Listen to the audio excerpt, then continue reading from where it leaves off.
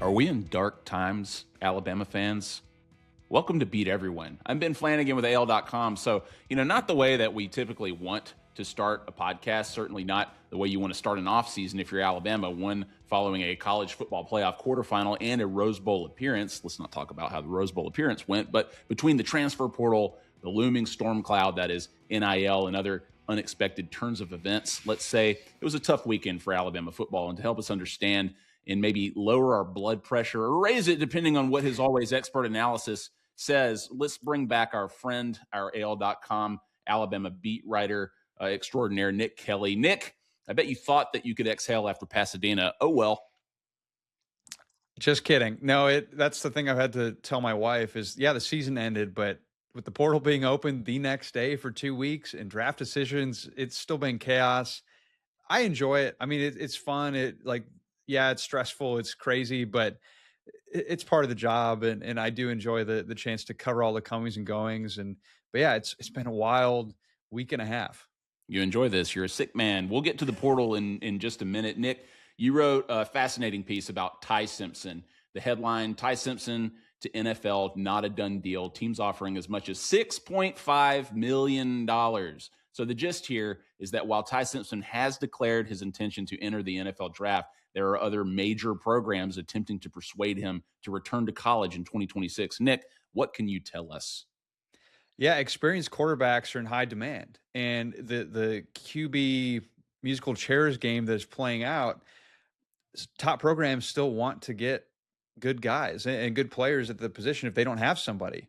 So yeah, teams who still need a quarterback did not take Ty declaring for the draft as hey, he can't be essentially picked up or they can't add him. So I think there's been a concerted effort by some programs who still need quarterbacks to try to get Ty to stay in college football for another season.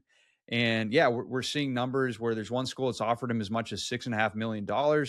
There are some that have offered him north of $4 million. So yeah, it's all about supply and demand. Teams want experienced quarterbacks, and they're offering to pay big money, the ones that have big money, to try and get those quarterbacks. So it's a good spot to be in if you're a quarterback who, like a Sam Levitt, for example, who went in the transfer portal, who had his services courted by many schools.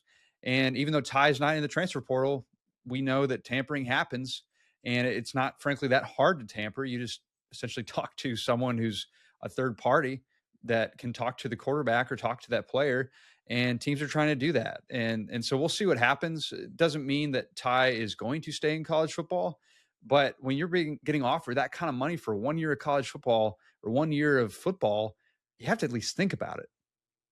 Nick, how often is tampering even enforced? Like, can you enforce tampering in this modern era of college football? Everybody's going to do it. We know everybody is sliding into the DMs, talking to those third-party folks that you mentioned. I mean, you look back and the way that people used to look at college football, where there was this presumption that everybody pays everybody. It's just the way it works, and whoever comes out on top comes out on top. But now that it's all out there in the Wild West, as we always say, there's this growing need for regulation, but it seems like it's a further way off than people might hope for when it comes to sort of like reining in NIL, reining in the transfer portal. But tampering's gonna happen, right? Yeah, and the problem is, who is in charge? Who can enforce things? What is enforceable? Like, all of these questions are being asked in college football right now because all of it's in flux. I mean, when the NCAA says something, well, then another, say, an attorney will take that to a court system to try to get that answered. And so just all sorts of things of confusion at higher levels. And yeah, who is enforcing tampering? That's a great question. I don't have the answer. I don't think a lot of people have answers to that. And so it's happening. And again, it's not some secret. It's not that hard to do. And frankly, if you're going to go in the portal, a lot of guys don't want to go in the portal without knowing that there's going to be a spot for them. So a lot of players, and frankly, if you're smart, you're making sure that places are lined up or that you have the opportunities that you want. Because the last thing you want is to leave your school and the next offer or the next place not be as good of an opportunity for you that you would have had if you hadn't have left. So it's a mess, frankly, but it's the reality that we're in right now. Yeah, and I mean, you mentioned programs with money, programs that might need a quarterback, and fans can potentially narrow that down. And even as the college football season ends next Monday, try to figure out, who that might be. And I'm sure we'll hear something sooner than later related to Ty Simpson's looming decision. But speaking of that, I mean, Ty Simpson, his folks say that they heard that good feedback, first round feedback for him for potentially entering the NFL. That obviously influenced his decision to announce that he's declaring leaving Alabama. But if you're talking about $6.5 million compared to what he could potentially make as a late first round pick in the NFL draft, or maybe he's a day 2 guy, doesn't go in the first round. I mean, it's a pretty tough decision for Ty. Yeah, I mean, that's why you have to think about it. And that's where he's always been trying to play the long game. Like that's been his, I think, his focus. And that's why he stayed at Alabama. It wasn't just about, hey, who's going to pay me the most? But when you were getting offered this kind of, frankly, silly money to go play another year of college football, you have to think about it. Because if you look at it, Ben, Spotrac tracks all this stuff, and they got to do a really good job of looking at just the numbers for each slot in the draft. Because as you go down the draft, each spot is worth less money. The 32nd pick, which is the last pick in the first round, that player gets about $16 million in guaranteed money over 4 years. That's about $4 million per year. That's not 6.5. So yes, that's 4 years of guaranteed money, but that's not the same number as $6.5 million for this next year. And you don't know that Ty is going to go there. You don't know that Ty is going to be a first round pick. Those are still projections. Even if you get all these answers in a certain way, anything can happen. The NFL draft is a crazy beast. Now, I still think because of the position he plays, he'll probably be a first round pick. I still would be surprised if he's not.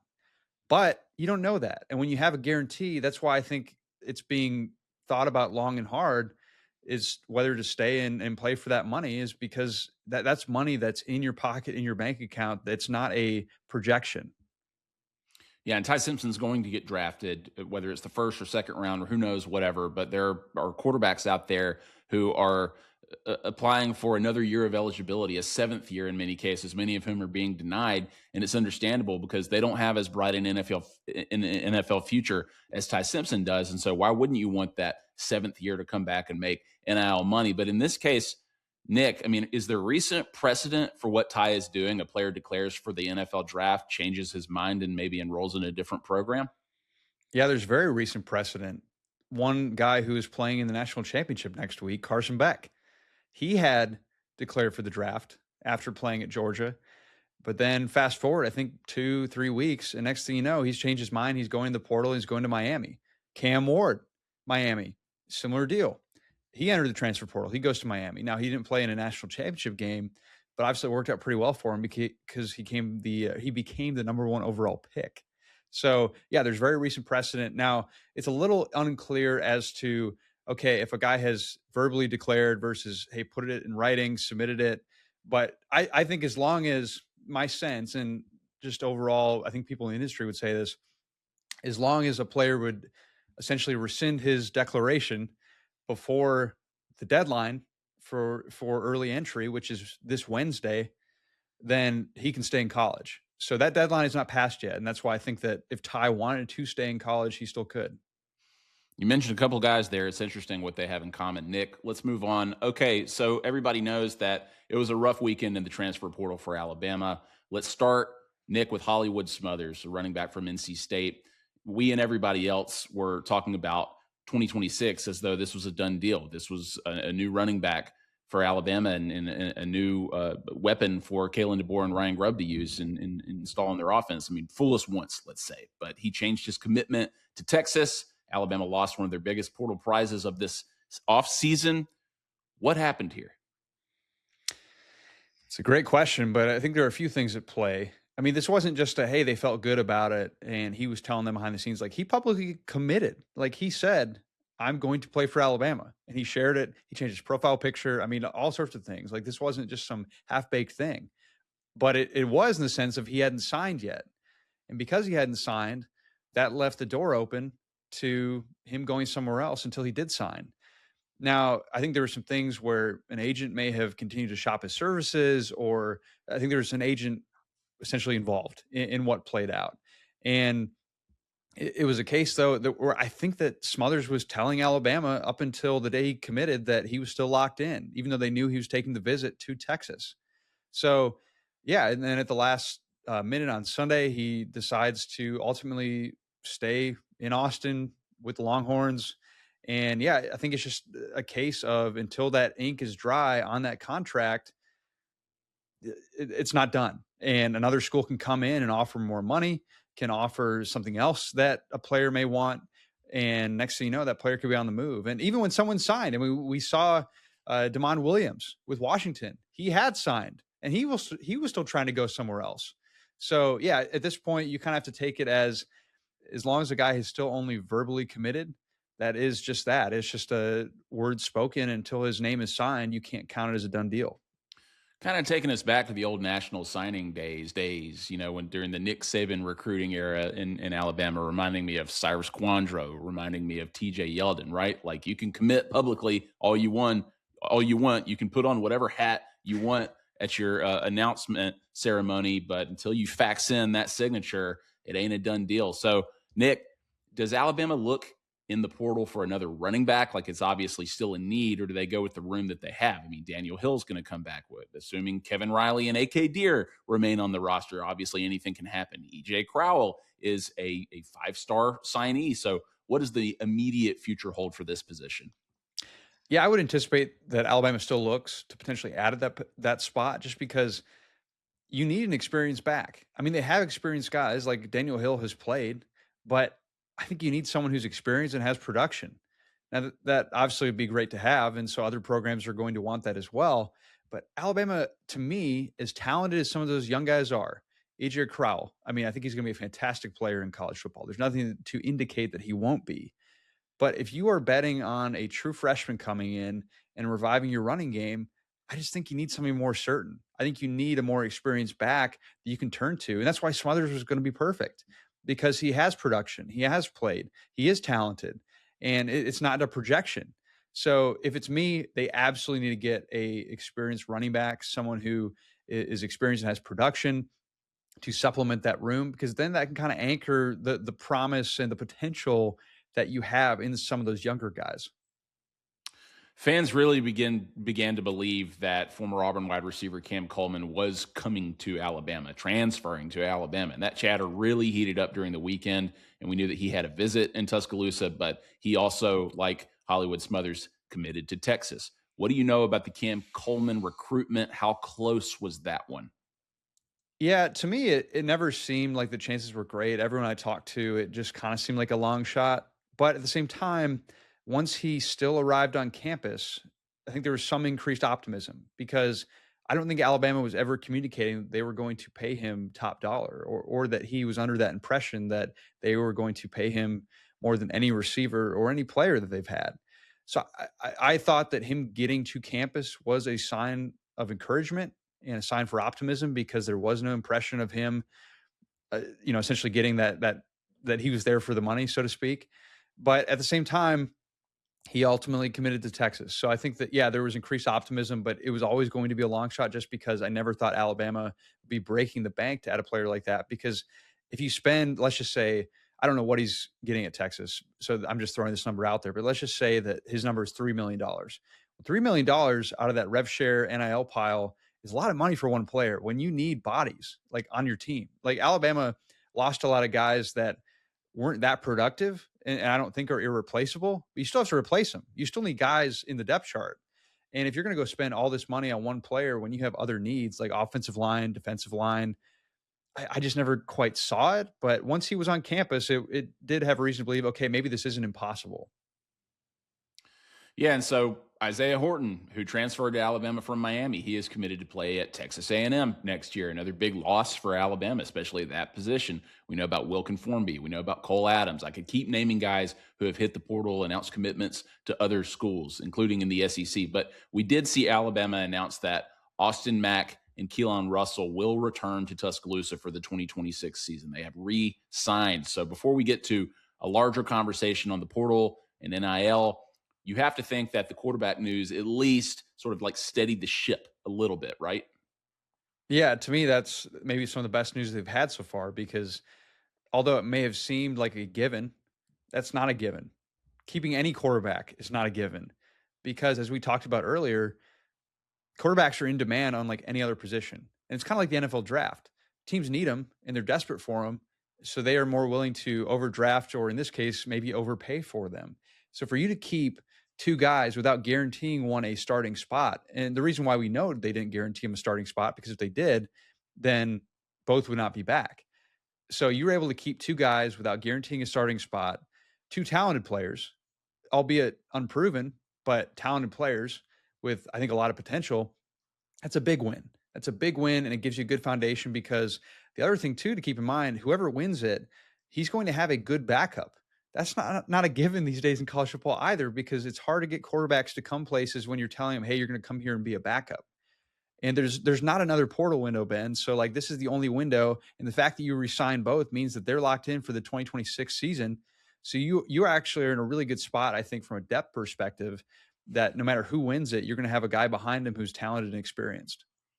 It's not another portal, you say. I mean, that there's a dark cloud hanging over Tuscaloosa when you say something like that. Nick, I don't know about you, but like night before Valentine's Day or something, you ever go to CVS at like 11:50 p.m. and you're like looking through what hasn't been picked over and just like finding, what you can for the next day if you happen to forget. That kind of feels like that right now, but I'm sure it's all under control. But Nick, I mean, the narrative here is Alabama just got stuffed into a locker, right? That Alabama cannot compete with other top programs with NIL. They don't have billionaires to back them to close these big money deals.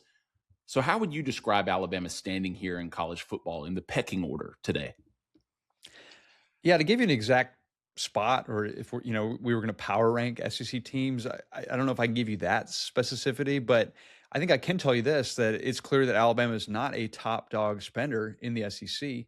And I don't think we were under that impression before this past weekend, but I don't think it's ever been more stark and more clear when Alabama is losing a commit and just other things are playing out like that, where Texas is getting those. I mean, I think we always knew that Texas was a top dog, a top spender financially.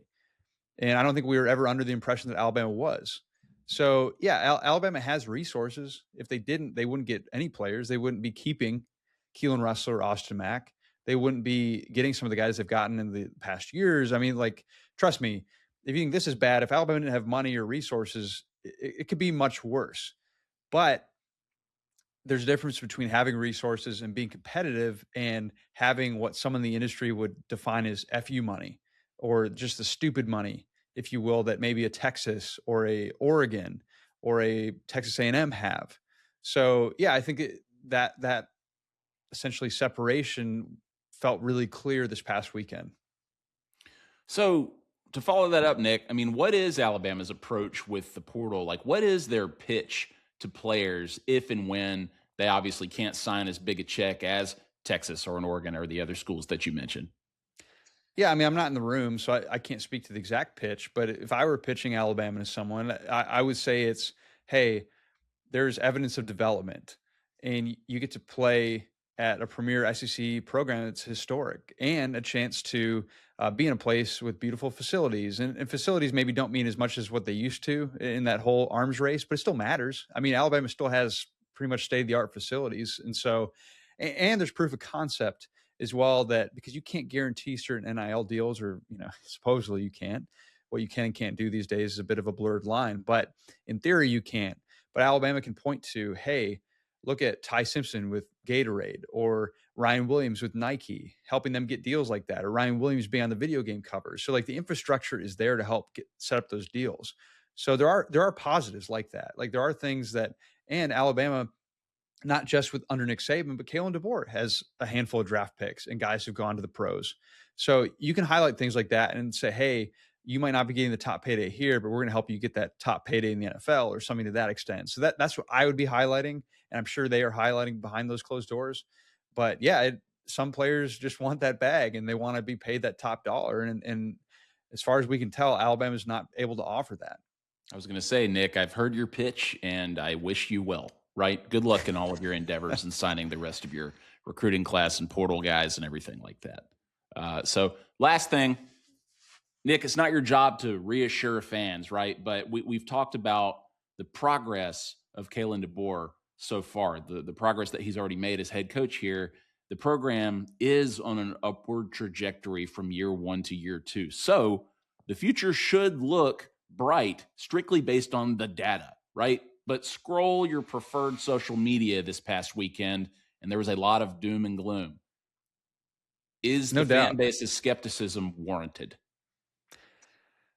I think it's right to be cautious about how you feel about it. And I don't blame people for being discouraged. I mean, I would be too about Smothers, a guy who had committed and was a signature piece of your portal class, decommitting and going to another SEC school. I mean, that's discouraging. There's no other way to paint that. I'm not going to sugarcoat that. That's not something that you want to have happening. But it doesn't mean, hey, let's stop the season. Let's not play football. Let's close up shop. Like, this is going to work. It's frustrating. It's a setback, but there's still a lot to play out. The portal window hasn't closed yet. They still can add guys. And also, if anything, look at Indiana. And you should be encouraged by that, because that's not a roster that just went and said, hey, we're going to build a dream team and spend just stupid money. I mean, I think they have more and more backing now from a Mark Cuban type than they did before. But a lot of what Kurt Cignetti built there was not with the top dollar guys. So there is reason for optimism that, hey, just because a guy is paid a lot of money does not mean he's going to be a great football player. And frankly, I would argue you need enough hungry guys on your roster that aren't getting paid top dollar to play well. Because I think you saw a lot of value in that with Indiana and guys like that who were former 3-stars who aren't necessarily paid top dollar, that have played really well, played really hungry. So yeah, just because you're not outbidding everyone in the transfer portal does not mean it's time to close up shop, time to not, play football anymore. So, be patient, see what happens. I'm not saying it's going to be great, but I'm also not saying it's time to panic in absolute fashion and that things aren't just going to work out. Like you said, they moved up each season in terms of, hey, they won 10 plus games this year. Yeah, they had some tough losses, but they did make the SEC championship. They made the playoff. They won a game in the playoff. So some positive things, but they have to keep building on it. So it is a pivotal offseason, and we'll see what happens.